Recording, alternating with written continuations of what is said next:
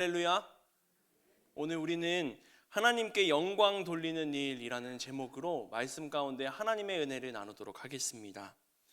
오늘 여러분은 어떤 하루를 보내시고 이 자리에 나오셨나요?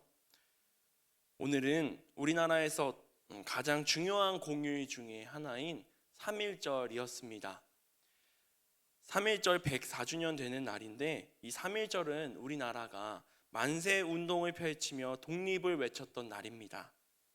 대한독립 만세를 외친 민족 대표 33인 중에 16명이 기독교인인 것을 우리 성도님들 알고 계실 겁니다. 당시 우리나라 인구의 약 1% 정도가 그리스도인이었습니다.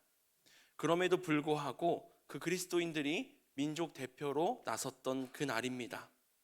대한민국 임시정부는 1920년에 3.1절을 국경일로 지정하면서 대한인이 부활한 성스러운 날이라고 표현하기도 했습니다. 그리스도인들은 예수님을 닮아 이렇게 세상의 소금과 빛이 되는 삶을 살아가기 위해 노력했습니다. 우리 마태복음 5장 13절에서 15절 말씀을 함께 읽어보도록 하겠습니다. 너희는 세상의 소금이니 소금이 만일 그 맛을 잃으면 무엇으로 짜게 하리요? 후에는 아무 쓸데없어 다만 밖에 버려져 사람에게 밟힐 뿐이니라. 너희는 세상의 빛이라. 산 위에 있는 동네가 숨겨지지 못할 것이요, 사람이 등불을 켜서 말 아래에 두지 아니하고 등경 위에 두나니 이러므로 집안 모든 사람에게 비치느니라. 아멘. 우리는 말씀 가운데 있는 것처럼 소금과 빛이 되어 이 세상 사람들에게 짠맛을, 그 빛을 전하는 그리스도인들이 다 되길 소망합니다.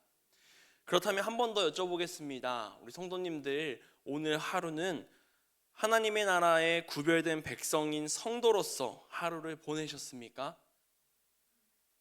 3.1절이기에 조금 쉬신 분들도 있을 것 같고, 또 다른 사람들은 쉬는 날이지만 일이 너무 바빠서 쉬지 못하신 분들도 계실 겁니다. 그리고 내일은 3월 2일입니다. 우리 초등학교, 중학교, 고등학교가 입학을 하는 날, 대학생들도 이제 입학을 하고 처음 개강하는 그러한 날을 맞이하는 전날이기도 합니다. 누군가에게는 평안한 안식으로, 또 누군가에게는 평소와 다름없이 바쁨으로, 또 누군가에게는 설레임으로, 기대함으로 하루를 보내셨을 것입니다. 그러면 이렇게 겉모습 말고, 우리가 살아가는 이 생활의 패턴의 겉모습 말고 내 마음은 오늘 하루를 어떻게 보내셨는지 한번 돌아보길 원합니다. 우리는 바쁘다 살아가면서도 내 마음속에 전혀 바쁘지 않고 여유 있게 마음을 먹고 있는 분들도 있습니다. 그러나 여유 있는 삶을 사는 것 같지만 그 마음속에 조급함과 긴장이 항상 있는 분들도 있습니다. 우리는 그리스도인으로서 하루를 살아가면서 내 마음 또한 그리스도인과 같이 예수님의 자녀로서 살아가는 우리가 되길 소망합니다. 오늘 하루 예수님을 생각하지 못하는 삶을 살았다면 지금 시간이 아직도 남아 있습니다. 남은 시간 가운데 오늘 드려지는 이 예배 시간부터 주무시기 전까지 예수님을 생각하고 예수님의 자녀로 살아가는 삶을 보내는 우리가 되길 바랍니다. 더 나아가서 오늘은 사순절 7일째가 되는 날입니다. 우리 지난주 수요일 성회 수요일로 함께 예배 드렸습니다. 그리고 나서 일주일이 지난 오늘입니다. 우리 성도님들은 이 시간 동안 사순절을 어떻게 보내셨는지 한번 생각해 보시기 바랍니다. 사순절도 마찬가지입니다. 아직 오늘 하루가 지나가지 않았으니 함께 예수님의 그 삶을 동행하고 예수님께서 우리에게 주신 그 기쁨을 함께 생각하며 예수님과 동행하는 삶을 살아가는 우리가 되길 소망합니다. 우리 작년 사순절에 우리 교회는 오후 2시 기도회를 만들었었습니다. 그래서 지켜야 할 것 20가지, 버려야 할 것 20가지를 함께 말씀을 나누면서 기도하면서 나아갔습니다. 올해 우리는 어떤 모습으로 사순절을 지내야 할까? 이제 초반을 지나고 있는 이 사순절을 함께 생각하면서 결단하는 시간이 되길 원합니다. 우리 교육부서에서, 교회 학교에서는 이 사순절을 기억하고 예수님의 삶을 묵상하기 위해서 말씀 묵상을 매일매일 하고 있습니다. 그중에 제가 담당하고 제가 함께 예배드리는 초등부서 아이들도 말씀 묵상을 하고 있습니다. 아이들뿐만이 아닙니다. 우리 선생님들도 말씀 묵상을 아이들과 똑같은 구절을 가지고 하고 있습니다. 제가 선생님들께 항상 예배 들어가기 전에 이러한 말씀을 드렸습니다. 사순절 묵상집을 빼먹지 말고 하십시오. 최소 90% 이상은 완주하는 선생님들 되시면 좋겠습니다. 이렇게 말씀드렸습니다. 그리고 지난 주일이 되었는데요. 사순절이 4일이 지나고 나서였습니다. 수요일, 목요일, 금요일, 토요일. 그리고 선생님들과 만났을 때 한 번 더 이야기했습니다. 선생님들, 아직까지 한 번도 사순절 묵상집을 하지 못하셨다면 아직 기회가 남았습니다. 이 4일을 빼고 나머지 36일을 한다면 90% 완주하시는 겁니다. 라고 이야기했는데요. 우리 선생님들 잘 하고 계신지 모르겠어요.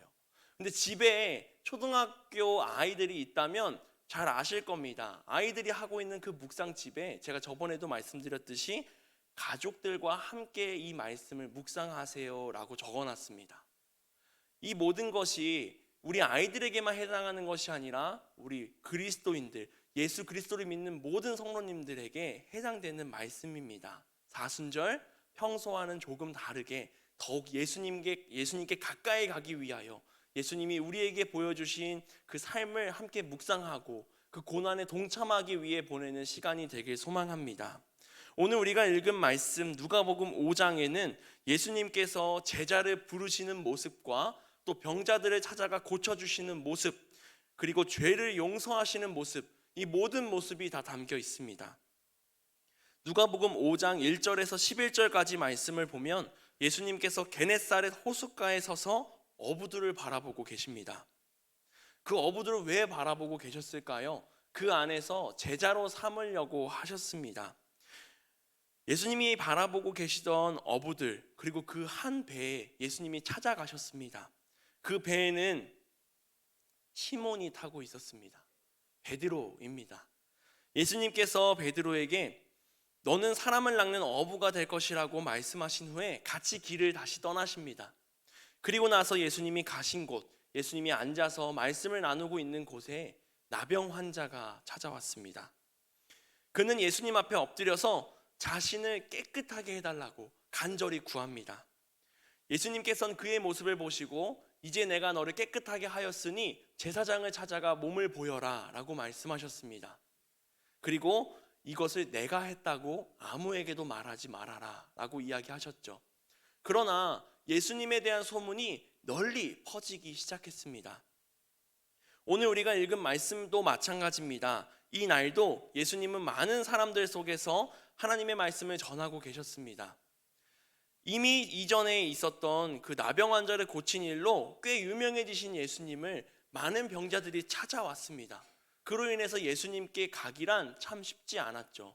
예수님 주변에 너무나도 많은 사람들이 있었기 때문입니다. 그런데 오늘 말씀의 주인공이라고도 할 수 있는 중풍병자가 침상째로 사람들에게 들려서 예수님이 있는 곳으로 오게 되었습니다. 이 중풍병자가 예수님 앞으로 나와왔는데 문제가 있습니다. 무엇이 문제였습니까? 예수님 주변에 너무 많은 사람들이 모여서 예수님한테 예수님 저 왔어요 라고 소리도 못 칠 정도로 다가가기 어려웠습니다.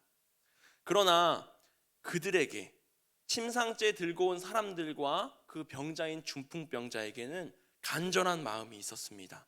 어떻게 해서든 예수님을 만나고자 했습니다. 그래서 그들이 선택한 방법은 무엇입니까?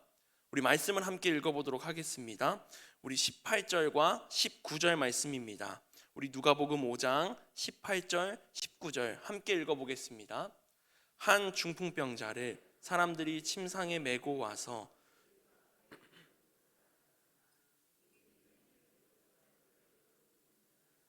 지붕에 올라가 기와를 벗기고 병자를 침상째 무리 가운데로 예수 앞에 달아내리니. 아멘. 예수님을 만나기 위해서 힘쓰는 자는 어떤 것도 그를 막을 수 없습니다. 예수님을 만나고자 하는 자들은 그 무엇과도 싸워 승리할 수 있습니다. 그 말씀을, 그 사실을 우리가 오늘 읽은 성경 말씀에서 알아가는 것입니다. 한 청년이 있었습니다. 그 청년은 지금 현대 사회를 살아가면서 열심히 취업을 준비하던 청년이었습니다. 그 청년에게는 고민이 한 가지 있었습니다. 취업을 준비하기 위해서는 스펙이라는 걸 쌓아야 하는데 그 스펙 중에서도 가장 필수적으로 필요한 자격증과 어학 시험의 결과가 필요했기 때문입니다. 그게 왜 고민이었을까 한번 생각해 봅니다. 그것이 어려워서 고민이었을까? 그것을 공부할 시간이 부족해서 고민이었을까? 그 청년과 이야기를 나눴을 때 그 청년이 가지고 있던 고민은 이것이었습니다. 필수로 필요한 자격증과 어학시험의 성적을 얻기 위해서 시험을 봐야 하는데 그 시험이 대부분 주일에 이루어진다는 것입니다. 주일에 예배를 드리고 싶은 이 청년, 하나님께 예배를 드리겠다고 약속했던 이 청년에게는 가장 큰 고민거리였습니다. 그 시험들이 얼마나 주일에 치중되어 있는지 제가 올해 시험을 한번 살펴봤는데요.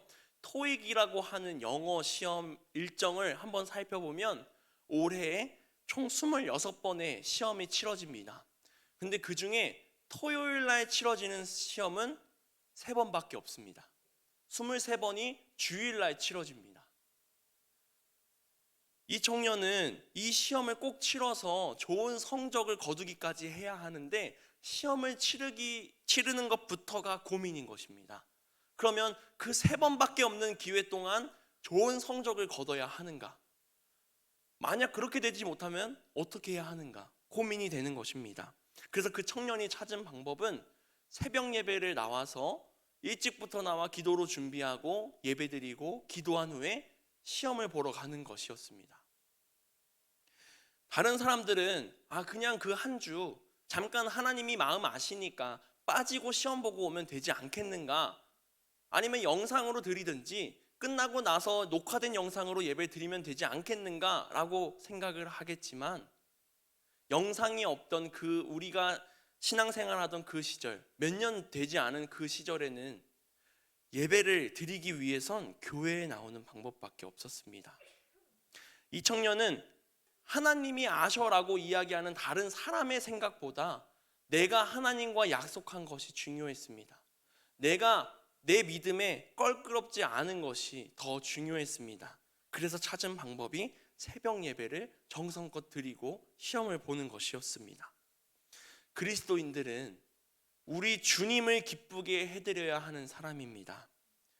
예수님도 이와 같이 고백하셨습니다. 요한복음 8장 29절 말씀 우리 함께 읽어보도록 하겠습니다. 나를 보내신 이가 나와 함께 하시도다. 나는 항상 그가 기뻐하시는 일을 행함으로 나를 혼자 두지 아니하셨느니라. 아멘. 이 말씀을 보면 예수님이 어떤 삶을 사셨는지 알 수 있습니다. 항상 그가 기뻐하시는 일을 행했다라고 말씀하십니다. 그가 누구냐면 예수님을 보내신 분, 예수님과 항상 함께 하시는 분, 하나님이십니다. 하나님을 기뻐하시는 일을 행하는 삶을 사셨습니다. 왜냐하면 하나님이 나를 보내셨고 하나님이 나와 항상 함께 하셨기 때문입니다. 그랬더니 하나님은 언제나 예수님을 혼자 두지 않으셨다라고 예수님께서 고백하고 계십니다. 우리도 이와 같은 고백을 하는 삶을 살길 소망합니다. 언제나 우리와 함께 하시는 그 주님, 이 순간에도 우리와 함께 하시고 내가 힘들 때나 내가 기쁠 때나 내가 자고 있을 때나 깨어 있을 때나 내가 예수님이 아닌 다른 분을 생각하고 다른 우상을 섬기고 있을 때에도 나를 바라보시고 나와 함께 하시는 분이 바로 우리 주님이십니다. 그 주님을 생각하면서 나는 어떻게 살아야 하는가? 주님이 항상 기뻐하시는 일을 행하는 삶을 사는 주님의 자녀들 되길 소망합니다. 그렇게 살 수 있는 가장 좋은 기회가 우리에게 찾아왔습니다. 사순절이라는 기간입니다. 예수님의 삶을 다시 한번 말씀으로 묵상하고 기도하면서 나의 삶을 바꿔나가고 그것이 나의 습관, 그것이 나의 진짜 삶으로까지 변화되는 우리가 되길 소망합니다. 주님이 항상 기뻐하시는 일, 그것은 내가 그저 부자가 되는 일, 내가 사람이 보기에 대단한 사람이 되는 일, 내가 회사에서 좋은 성과를 내어 승진하는 것, 이것들은 그곳에 해당되지 않습니다. 남들보다 뛰어나서 큰 권력을 가지고 높은 자리에 앉아서 내가 힘이 세지는 것, 내가 유명해지는 것이 아닙니다. 주님이 기뻐하시는 일은 이 사람의 눈으로 바라보는 것으로 시작하는 것이 아니라 내 안에서 시작하는 것입니다. 주님이 기뻐하시는 일은 내가 주님을 진정으로 믿는 것, 나를 주님의 자녀로 고백하는 것, 나의 죄를 주님께 고백하고 회개하는 것, 그로 말미암아 내가 새 사람이 되는 것입니다. 이것으로부터 시작하는 우리들이 되길 소망합니다. 마태복음 18장 12절에서 13절 말씀 우리 함께 읽어보도록 하겠습니다. 너희 생각에는 어떠하냐? 만일 어떤 사람이 양 100마리가 있는데 그 중에 하나가 길을 잃었으면 99마리를 산에 두고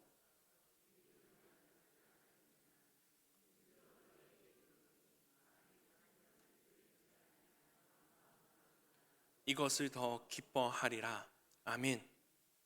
주님은 길 잃은 한 마리가 그 주인을 찾아오는 것이 그 99마리를 함께하는 것보다 더 기쁘다라고 말씀하셨습니다.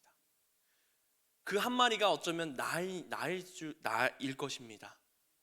길을 잃어서 주님을 찾아가지 못하는 어린 양, 죄를 지어서 주님 앞에 나아가지 못하는 그 어린 양, 주님으로부터 눈이 멀어지고 다른 것에 눈을 두고 있는 그 어린 양이 나임을 다시 한번 돌아보면서 주님께 돌아가기 위해 힘쓰는 우리가 되길 소망합니다.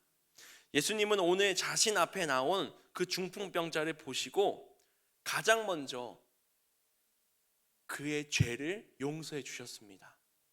그가 고통스러워하고 아파서 일어나지도 못하는 모습을 봤을 때 그 자리에서 일어나라 라고 먼저 말씀하셨을 수도 있음에도 불구하고 주님은 너의 죄가 용서되었다, 용서받았다 라고 말씀하셨습니다. 20절 말씀입니다. 예수께서 그들의 믿음을 보시고 이르시되 이 사람아 내 죄 사함을 받았느니라. 아멘. 사순절을 보내시면서 가장 먼저 고백하지 못했던 나의 죄를 주님 앞에 고백하고 죄사함을 받는 우리가 되길 소망합니다. 나의 원하는 것을 달라고, 내가 원하는 대로 기도를 들어달라고 간절히 기도하는 것이 아니라 나의 죄를 용서해 달라고, 그리고 구원받은 자녀의 삶을 살게 해달라고, 예수님이 나로부터 원하는 삶을 살게 해달라고 먼저 구하는 사순절이 되시길 소망합니다. 그것이 하나님께 영광 돌리는 길이고 그것이 하나님의 자녀의 길, 그리스도인이 살아가야 할 길일 줄 믿습니다. 그런데 때론 하나님을 기쁘시게 하는 길이 아닌 정반대 망하는 길을 자처하는 성도의 삶이 있습니다. 그 첫 번째는 무엇인가? 교회를 나의 유익에 이용하는 성도입니다. 교회의 비전과 그 영광을 자기의 야망으로 바꾸어서 나에게 유익이 있게 하고 나의 명예가 올라가게 하고 내가 유명해지게 하고 내 주머니가 두둑해지게 하는 성도들이 있습니다. 겉모습은 그렇지 않습니다. 굉장히 거룩한 모습으로 살아가는 척하지만 결국 그가 믿음을 가지고 있는 척하는 이유는 내 유익을 위해서인 것입니다. 둘째, 교회의 종과 맡기신 양들을 주님의 제자가 아니라 나의 추종자로 만드는 성도의 모습입니다. 교회는 하나님의 자녀들이 모여 있습니다. 또한 아픔을 가지고 있는 사람들, 상처가 있는 자들이 모였습니다. 그리고 그리스도인들이 모여 있는 곳이 바로 교회입니다. 예수 그리스도의 사랑이 필요한 사람들이 모인 곳에 나와서 그 이들에게 사랑을 함께 나누고 서로 배려하고 양보하고 예수 그리스도의 삶을 모범적으로 실천하는 삶이 아니라 그들을 나의 추종자로 만들기 위해서 뒤에서 뒷담화를 하고 언론 플레이를 하고 이간질을 하여 사람들은 서로 멀어지게 하고 다 내 편이 되게 하려고 하는 성도의 삶의 모습이 있습니다. 결국 내가 교회 안에 있는 성도가 아니라 교회를 밟고 서는 성도가 되고자 하는 사람들입니다. 그런데 안타까운 것은 무엇이냐면 그러한 모습을 살고 있음에도 내가 그런 사람인지 모르는 사람들이 많다는 것입니다. 반면 영광 돌리는 길, 하나님을 기쁘게 하시는 그 길을 걷는 사람들의 성도도 그 길을 걷는 성도들도 있습니다. 하나님이 기뻐하시는 일을 하기 위해서 힘쓰는 성도, 하나님의 눈치를 보면서 하나님을 두려워하는 성도들입니다. 우리는 어떤 삶을 살고 있습니까? 교회를 이용해서 내가 부유해지고 내가 권력을 차지하고 하나님이 기뻐하시는 일이라는 변명을 대면서 내 주머니를 두둑하게 챙기는 성도는 아니십니까? 내가 좋아하고 내가 편애하고 내가 기뻐하는 일이 아닌 하나님을 기뻐하게 하는, 하나님이 원하시는, 하나님이 좋아하시는 그 삶을 살아가는 우리 모두가 되길 소망합니다. 하나님이 기뻐하시는 일, 하나님이 원하시는 일은 나에게 편한 길은 아닐 것입니다. 예수님이 걸어가신 그 길도 그러했습니다. 하나님이 원하시는 길을 걸어가는 것이 자신이 고통받고 고난받아 십자가에 달려 죽는 일이 바로 그 길이었습니다. 그럼에도 불구하고 그 길을 걸어가는 이유는 내가 아니라 하나님께 영광을 돌리고 하나님이 기뻐하시는 길이기 때문입니다. 우리 모두 하나님이 기뻐하시는 성도가 되는 이번 사순절, 이번 우리의 삶이 되길 소망합니다. 우리 모두는 하나님께 영광을 돌리는 일을 하고 싶어 해야 합니다.